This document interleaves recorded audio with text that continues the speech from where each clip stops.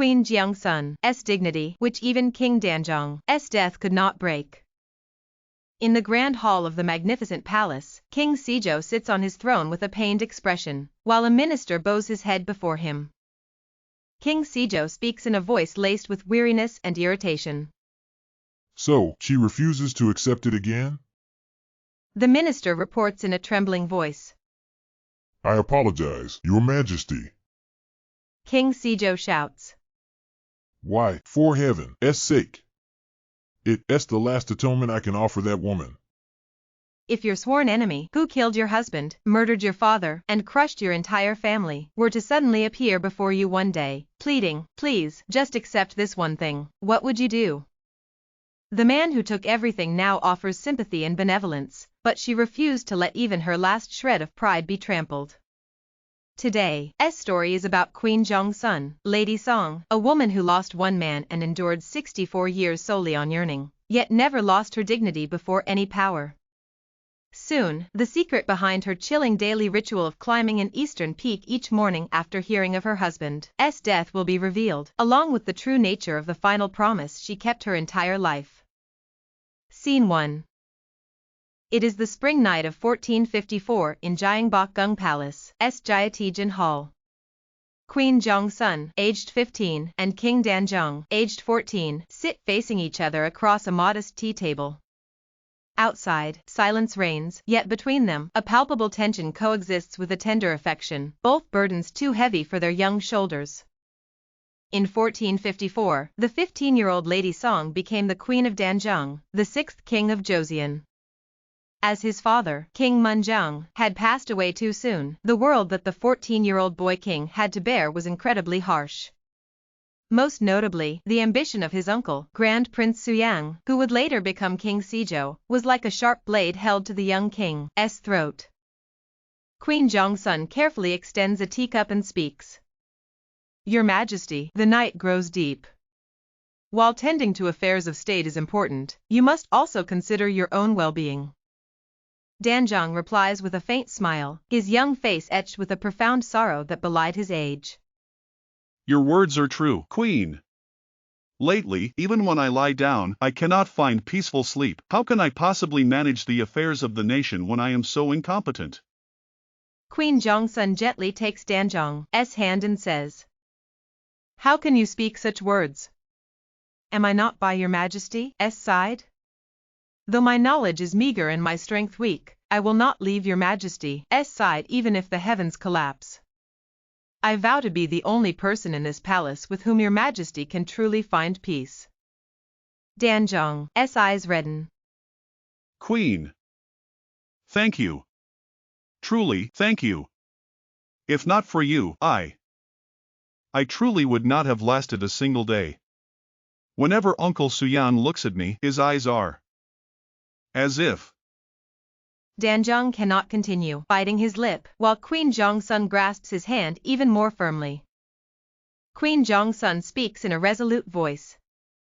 Your Majesty, do not be afraid. I will be your eyes and your ears. No matter what happens, we will overcome it together. Promise me this, that no matter what trials come, we will not let go of each other's hands. Danjong nods, making his promise. I promise, Queen. No matter what happens, I will not let go of your hand. The young couple relied on each other's warmth, sensing the approaching storm. However, they could not have known that this brief and precarious peace would be the last spring day of their lives. The real tragedy was only just beginning. Scene 2. The time is the night of October 10, 1453, in Han Myung-ho's secret chamber at Grand Prince Suyang's residence. Grand Prince Suyang sits with bloodshot eyes, while before him, strategist Han Myung-ho stands with a calm expression. Han Myung-ho speaks calmly but sharply. Your Highness, the time has come. Tonight, Kim Jong-seo and all his faction must be eliminated. Grand Prince Suyang roughly sets down his wine cup and speaks. I know.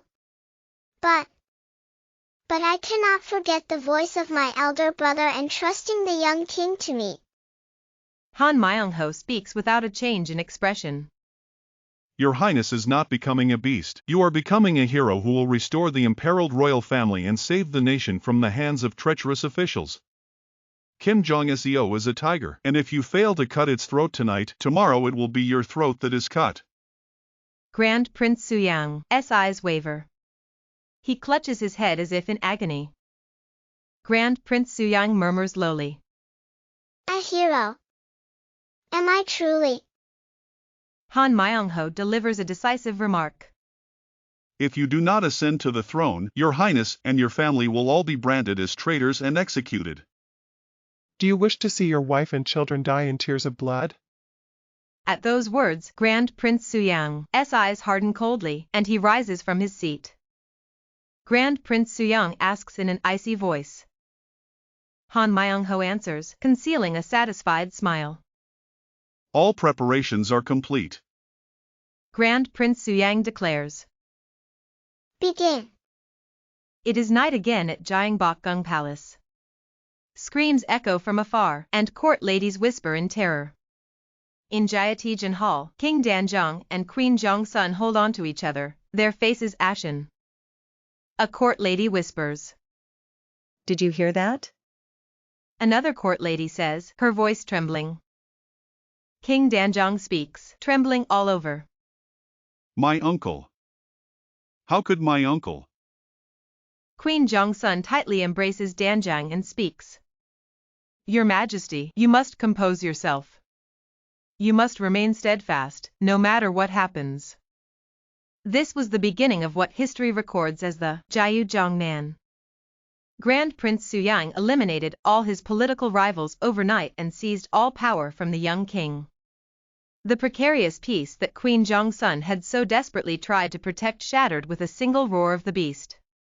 And soon, the most cruel moment of farewell awaited the young queen who had lost everything. The third scene. It is the intercalary 6th month of 1455, in Jeonjeongjeon Hall, Gyeongbokgung Palace.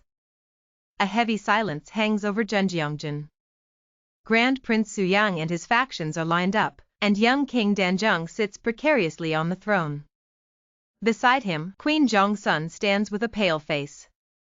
Shin Sukju steps forward and begins to read the abdication decree. Shin Sukju speaks in an emotionless voice. His Majesty the King, being of frail health and concerned for the future of the kingdom, has decided to relinquish the throne to his uncle, Grand Prince Suyang. This decision is made for the sake of the royal ancestral shrine, the nation, and all its people. Danjung, though small, firmly interrupts Shin Sukju's words. Enough. Danjung descends from the throne himself and approaches the court lady holding the royal seal. His hands tremble slightly. Queen Jeongsun bites her lip, holding back tears. Grand Prince Suyang forces a sad expression and speaks. Your Majesty, why such a decision? It is my inadequacy for failing to properly assist you. Han Myung-ho quietly speaks beside Suyang. Your Highness, please accept the royal seal now. Danjung looks directly at Grand Prince Suyang. In his young eyes, resentment, sorrow, and resignation are mingled. He lifts the royal seal and extends it towards Grand Prince Suyang. Danjung speaks with a choked voice. It is yours now, Grand Prince. Please lead this nation well. Grand Prince Suyang, later King Sejong, receives the royal seal. His eyes momentarily flash with greed, but he quickly conceals it. You shall retire as the retired king and live in comfort, so have no worries. In 1455, Danjung stepped down from the throne to become Sangwon, retired king, and his 15-year-old queen became Waediokwang Daebi, Queen Dowager Wydok. However, this was merely the beginning of their downfall. To Grand Prince Suyang, now King Sejong, the retired king, Danjang was a thorn in his side, a ticking time bomb that could explode at any moment. Scene 4. It is June 1457, a day of light rain, in front of Yeongdojio Bridge on Cheonggyecheon Stream. A shabby procession stops before the bridge. It is the path of King Danjung, demoted to Prince Nosun, as he departs for exile. Queen Jeongsun, degraded to Prince Nosun's wife, has come to bid him farewell. The faces of the two are a mixture of tears and rainwater. Eventually, with the discovery of the movement to restore King Danjung, he was demoted from former king to Prince Nosun and sent into exile in distant Yangwal, Kangwon province. The 17-year-old Queen Jeongsun also had her status reduced to Prince Nosun's wife and was expelled from the palace. And this is the site of their final farewell, Yeongdojio Bridge. Just like its name, the bridge crossed forever. The two instinctively knew that once they crossed this bridge, they were destined never to see each other again. Queen Jeongsun clutches King Danjung's clothes and weeps, saying, "Your Majesty. No, my dear husband. Please take good care of yourself. Do not skip meals and make sure you sleep warmly at night. I will come to serve you soon. I promise." King Danjang wipes away her flowing tears, trying hard to smile, but the corners of his mouth tremble. My wife. Please don't cry. It is because of my many sins that I face such a harsh fate. You have done nothing wrong. Do not wait for me. Please. Please live steadfastly. Queen Jeongsun shakes her head and replies, "No. Please don't say that. What meaning would a life without my husband have for me? I will wait. Whether it's 10 years or 100 years, I will wait. So please just stay alive. If you are alive, the day come when we meet again? Didn't we make a promise?" King Danjung cannot bear to answer and embraces Queen Jeongsun tightly. The soldiers urge them to hurry. A soldier speaks. King Danjung reluctantly pulls Queen Jeongsun's hand away. He gazes at her face for a long time, as if trying to engrave her image into his memory one last time. King Danjung utters his final words with difficulty. Please. Live in peace. In our next life. Let us meet as an ordinary man and woman. The palanquin carrying King Danjung begins to cross the bridge. Queen Jeongsun collapses to the ground, watching the palanquin recede, and sobs uncontrollably. Her cries mix with the sound of the rain, echoing piteously. Queen Jeongsun cries out, "My husband." This was the heartbreaking separation a 17-year-old girl had to endure. But her trials did not end there.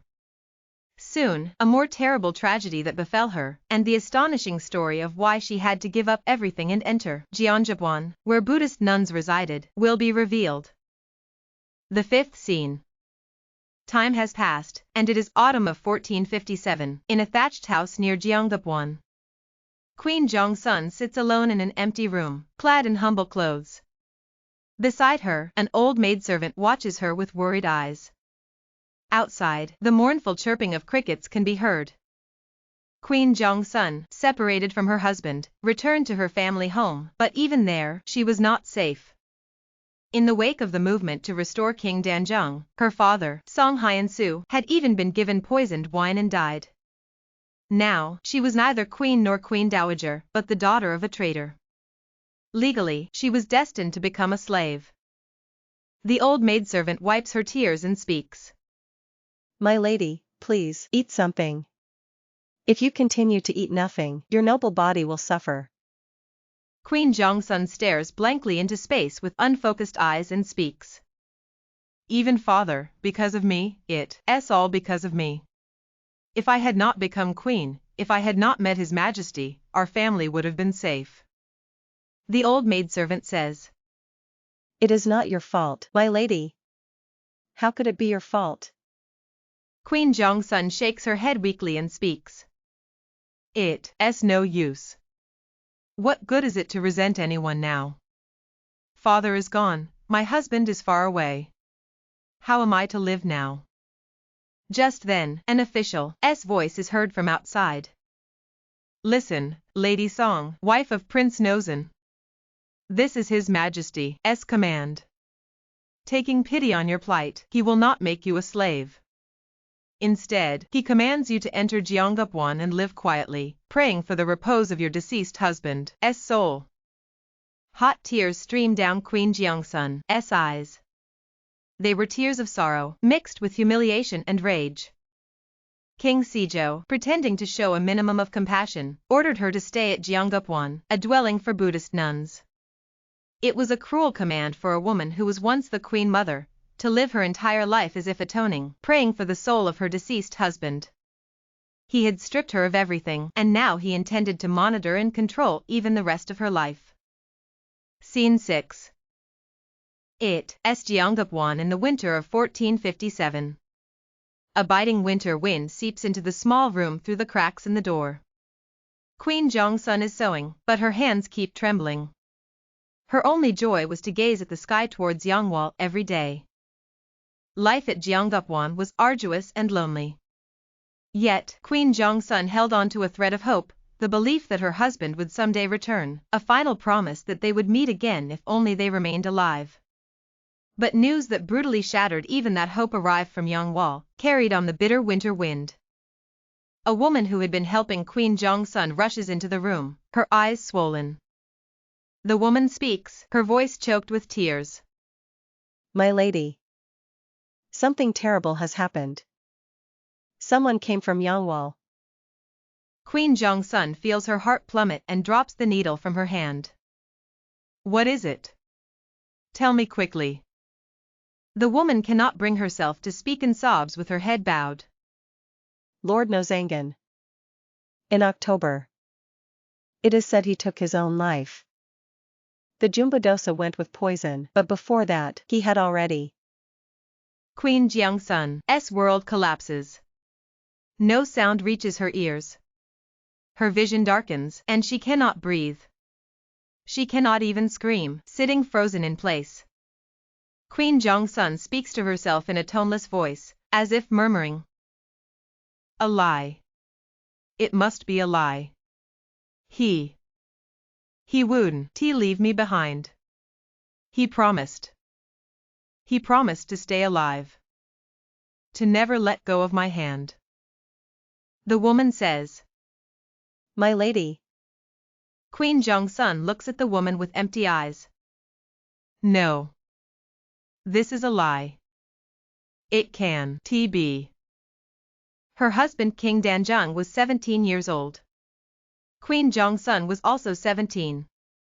Now, she had no one to wait for, nowhere to return to, and no reason to live. In that moment when all hope vanished, she stood on the precipice of life. From the abyss of despair where an ordinary person would have simply crumbled, she made a choice that was beyond imagination. 7th scene. It is early morning the year after the winter of 1457. In the dim pre-dawn light, before the sun rises over a small peak near Jeongupwan Nunnery, Queen Jeongsun is ascending the mountain in thin clothing. Her face is pale with sorrow, but her gaze is firm, as if she has made a resolute decision. Finally reaching the summit, she stands facing east, towards Yangwal, the land where King Danjung lies in eternal sleep. Her husband's death did not break her, instead, it made her even stronger. Instead of succumbing to grief, she began to mourn her husband in her own way and uphold her promises to him. Every day, before dawn, she climbed the small peak behind Jeongupwan Nunnery. Queen Jeongsun sits cross-legged on the cold ground, gazing endlessly at the eastern sky. She says nothing, she merely stares. The sun rises, and morning light streams over her silhouette. Tears stream from her eyes, but a faint smile plays on her lips. Queen Jeongsun murmurs softly. My dear husband. Are you watching? I am here. I will gaze upon that eastern land where you rest, every single day. So that you may not be lonely, I will watch over you from here for the rest of my life. This is the last promise I can make to you, and the reason for my remaining life. An old maidservant, who had climbed the mountain with her, watches the scene, wiping away tears. The old maidservant mutters to herself. My poor mistress. Always gazing eastward every single day. This ritual of hers continued without fail for her entire life. even on rainy days, during snowy blizzards, or when she was ill, she invariably climbed the peak to gaze eastward, longing for her husband. People began to call the peak she climbed daily Dongmengbang, meaning the peak from which one longs while gazing east. It was the saddest name in the world, born from a woman's profound and persistent longing. The 8th scene. One day, sometime later, by the stream near Jeongupwon. Queen Jeongsun is dyeing fabric by the stream with several other women. She is silent, working diligently without a word. Her hands are rough from the arduous labor. Queen Jeongsun built a small thatched house near Jeongupwon and struggled to make a living by dyeing fabrics with her maids. Women from nearby villages, aware of her plight, secretly brought her food or offered her work. She never lamented her misfortune to anyone, simply enduring her life in quiet fortitude. One of the village women speaks with concern. My lady, please rest a while as you work. Queen Jeongsun smiles faintly and replies. It's all right. Moving my body like this keeps other thoughts from creeping in. Another village woman glances around and speaks cautiously. My lady. Rumor has it that His Majesty is deeply saddened to hear of your circumstances. Queen Jeongsun's face hardens for a moment. She offers no reply, focusing solely on rinsing the fabric once more. According to the tales, whenever she rinsed fabric, immersed in deep sorrow, the clear stream water would subtly dye itself a purplish red. People believed her deep resentment and tears of blood had stained the stream, naming the place Jajudongkian, Purple Red Stream. That name encapsulated the tragic life of a woman who fell from the highest place in the nation to the lowest, along with the people's profound pity for her. The 9th scene. It is in front of Queen Jeongsun's thatched house during King Sejo's reign. A dignified eunuch arrived, leading servants bearing sacks of rice and silk. Queen Jeongsun remained inside, having locked the door, while an old maid greeted them. The eunuch spoke with an arrogant demeanor. Listen. His Majesty, the King, has heard of Lady Nozengen's pitiful plight and has specially bestowed a house and provisions. The old maid spoke firmly. Please return. Our mistress will not accept anything. The eunuch spoke, as if dumbfounded. You insolent wretches! How dare you defy His Majesty's grace? From inside the door, Queen Jeongsun spoke in a calm yet forceful voice. Please go back now. I am a sinner. How can a sinner accept emoluments from the state? I appreciate the thought, but I shall live and die quietly as I am. The eunuch spoke with an incredulous expression. Humph. Indeed. Very well. I shall convey your noble intention exactly as it is. The eunuch and his servants grumbled as they departed. The door opened, and Queen Jeongsun stood there with a complex expression. The old maid said anxiously. Mistress, why did you do that? What if you incur His Majesty's wrath? With just one sack of that rice, we could live worry-free for a month. Queen Jeongsun gazed at the distant mountains and spoke. If I eat the rice they give and wear the clothes they provide, I would be tamed by them. I do not wish to prolong my life by accepting the pity of those who killed my husband and father. Though I may be poor and hungry, I cannot sell my last bit of pride. This was the one thing King Sejo could never take from her, her human dignity. Even in poverty and loneliness, she never stained her love and loyalty. Her resistance against power was not with a sword or an army, but with silence, refusal, and an unyielding heart. 10th scene. It is Dongmang Peak in the early 1500s during King Jeongjon's reign. Queen Jeongsun, now a frail old woman with white hair, struggles to ascend Dongmang Peak, supported by a young maid. Her eyes are still fixed on the east. Much time has passed, and the surrounding landscape has changed considerably. Time passed, 10, 20, 50 years. King Sejo, who had shaken her life to its core, his son Yejong, King Songjong, and even the tyrant Yin Sangan, all faded into the annals of history. Over a period long enough for mountains and rivers to change 6 times, she silently endured all the tempests that surrounded her, steadfastly holding her place. The young maid speaks. Queen Dowager, it's time to descend. Queen Jeongsun speaks, panting for breath. It's all right. Now. Even climbing up here is beyond my strength. Time is truly cruel. Just then, a group of scholars recognizes her from afar, approaches, and bows deeply. One scholar speaks. We greet the Queen Dowager. We are scholars who admire your unwavering integrity. Queen Jeongsun speaks with a puzzled expression. Another scholar speaks. No, Your Majesty. The loyalty and integrity you have upheld throughout your life serve as a great inspiration to us, living in these tumultuous times.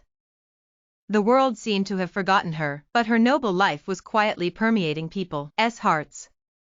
Her story was passed from mouth to mouth, becoming a symbol of sublime resistance against unjust power.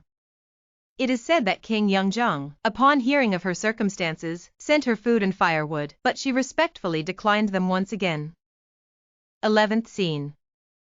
It is 1521, Queen Jeongsun's thatched cottage. Queen Jeongsun lies on her sickbed. She is 82 years old. A frail handmaiden clutches her emaciated hand, weeping. Her face appears serene. In 1521, Queen Jeongsun, at the age of 82, brings her tumultuous life to an end. This was a staggering 64 years after her husband, King Danjung, had passed away. Queen Jeongsun speaks in a faint voice. Do not weep. I am now going to meet him. I have made him wait for too long. The handmaiden sobs uncontrollably.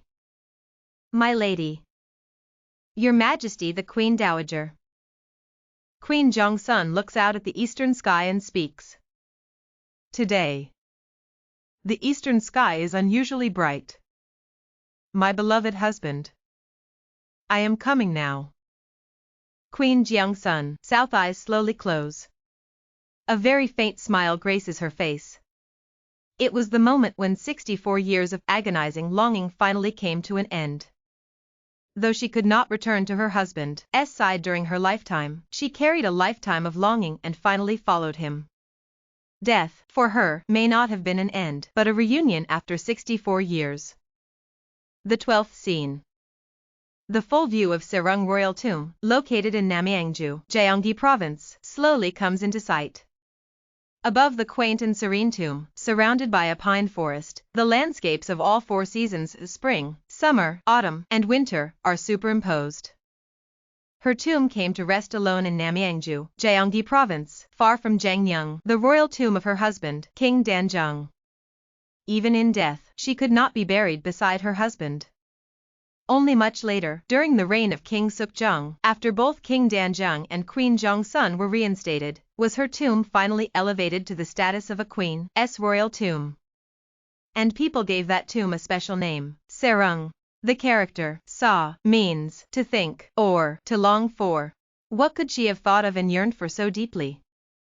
Perhaps it was the one person she yearned for her entire life, the promise of a love that was brief yet eternal, and her own dignity, which she preserved to the very end amidst severe trials. In the two characters of Serung lies the history of great love and enduring patience, conveyed by a woman across 600 years to us. Epilogue. A serene landscape of Serung covered in snow unfolds before us.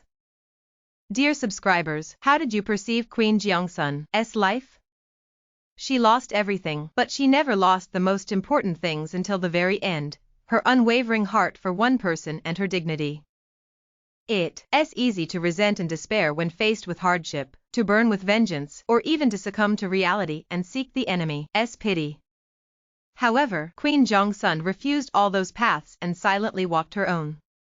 She maintained her dignity even in poverty and held on to love amidst loneliness. Her 64 years were not merely a period of waiting, but a noble struggle that demonstrated how magnificent human dignity can be. Her life asks us, living in modern times, do you have a precious promise or value that you would protect until the end, even through any hardship, something that cannot be exchanged for money or power? What is your own Serung that sustains your life? This concludes today's story from your history storyteller. I hope it resonated a little in your hearts. I will return next time with an even more profound story. Thank you.